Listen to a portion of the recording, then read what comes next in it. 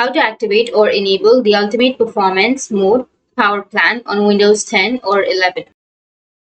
So if you want to activate or enable the Ultimate Performance Mode Power Plan on your Windows 10 or 11, then what you need to do is first you just need to simply open up your control panel. Once you go with the control panel, now you just need to simply go with power options. And here you can see that I only have the balanced or recommended power plan. So if you want to activate or enable the Ultimate Performance Mode Power Plan, then what you need to do is just right click on your Windows button, and you can go with CMD as an administrator or Terminal as an administrator or Windows PowerShell as an administrator. So once you've chosen, now go with yes, and it will take you to this kind of interface where you just need to simply enter some commands.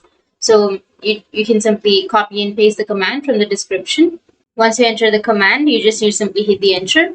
Once you hit the enter, you will get this Power Scheme GUID and Ultimate Performance and everything, right? And once you've done that, now you just need to simply go back, and you can go back to your power options or your control panel and go with all control panel items, and again go with the power options. Now here you will have show additional plans. You need to go with the drop down, and here you will have Ultimate Performance. So you can simply go and enable that.